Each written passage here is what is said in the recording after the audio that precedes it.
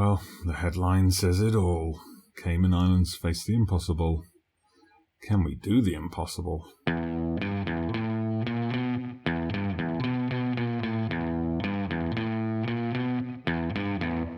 Hello there everybody, welcome back to the channel. Dodgy Gamer here, International Manager of Mystery, managing obscure nations so you don't have to, and it's do or die today. A very strange tournament so far, a very strange final day for this group. We've so far picked up just 2 points. Having drawn with the two weak teams in the group, we've now got to play Mexico and get a result against them. A draw?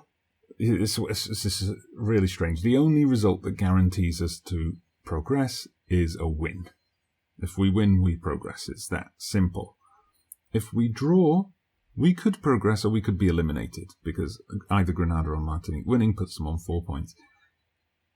There's also a chance if we lose, like 1 or 2-0, and Grenada and Martinique draw with each other, then we go through on goal difference, having not won a game. So, very strange final day. I'm kind of expecting to be eliminated, to be honest.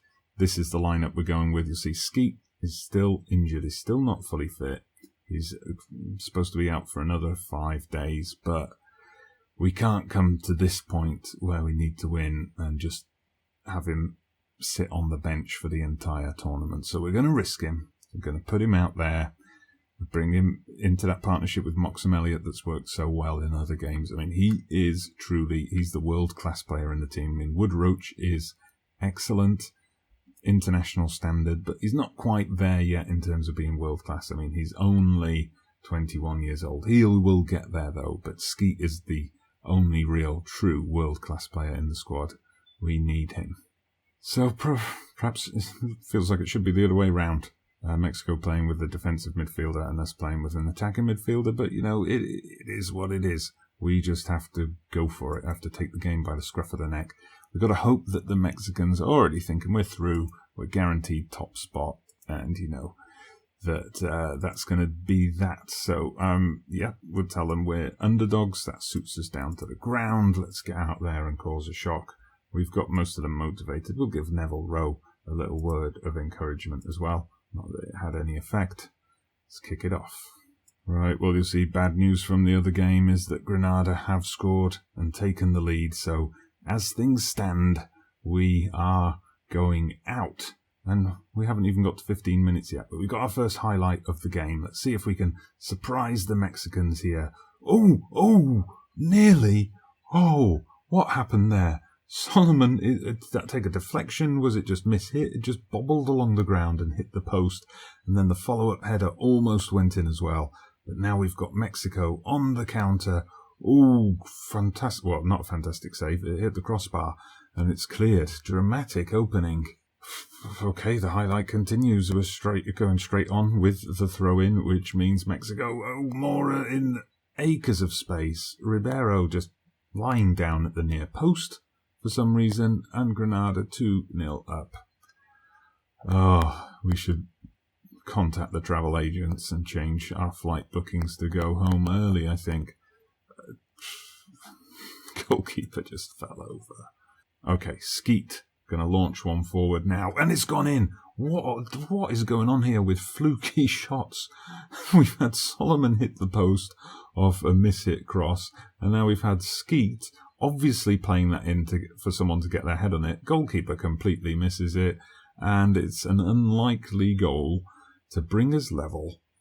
Maybe this is not over yet. Travel agent, hold that booking. Okay, we just hit demand more as we approach half-time. Come on, boys. Oh, no, Moxham Elliott. He gives it away. That's the point where Moxham Elliott should turn and shoot. Who is this Mora guy? He just ridiculously quickly ran the length of the pitch there. Oh my God, how did he do that? Look, it's from well inside his own half, and no one can keep up with him. How do you compete with that? Okay, so Moira, 25-year-old playing at Porto, so, you know, it's not like he's a world beater at Real Madrid or Barcelona. I mean, still a very good club, of course. But here come the Mexicans again. This doesn't look good. Every time they come forward, they look dangerous, and Oh, dearie me. Thankfully, it's been disallowed for offside. Oh, we got away with that. But, yeah, I think he came back onto the pitch. So, yes, good call from the officials there for once. Well, we've been dominated, although in terms of highlights, we did have a couple of good highlights, but Granada with a 2-0 lead. They've had someone called Brave Boy score. I mean, come on. They're just taking the piss now. It means we have to score twice to get anything out of this. I'm going to tell the team I expect much better from them, because quite frankly, I do. Now let's have a look at the tactics. We're just going to make some of the normal changes that I would when we're chasing the game a little bit. So overlap comes on. We're going to put that passing directness up. I dropped it down before the game, hoping we could kind of more patiently break down the defence, but obviously that did not work. We're going to have to distribute quickly as well. We'll leave that as it is for now. Okay, a chance here. Skeet whips one in. Goalkeeper punches clear. And now we've got Trevino. This just seems to be Mexico's tactic. Just give it to one player and have them run the length of the pitch. Klein Williams not having a good game, so he's going to come off for Klein Coleman. And bring Robinson onto the left, play him as an inside forward. See if we can cause some havoc that way. Granada now 3-0 up. It's not looking good for us. We've got to pull off a miracle here. We need 2 goals without conceding. I mean, we've pulled off a shock win over Canada before. We've had a great comeback win over Puerto Rico, but not a team against the caliber of Mexico. They're just going to pick us apart if we go too attacking. But if we don't go attacking, when are we going to score? Maybe here. Solomon picks the ball up. He goes running the length of the pitch this time. He's got nobody tracking him for once. Gets the cross in, but nobody's there. Well, people were there, but nobody where the ball was. Okay, we're just putting everybody onto attack mode now. We're going to start taking those risks. It's the only thing we can do. We'll go more direct as well. Pass into space. I mean, they've got quicker players than us. I don't think that's necessarily going to do anything particularly good for us. We'll go over the opposition defence. It's a bit early to be doing all of this, but we've got to try something.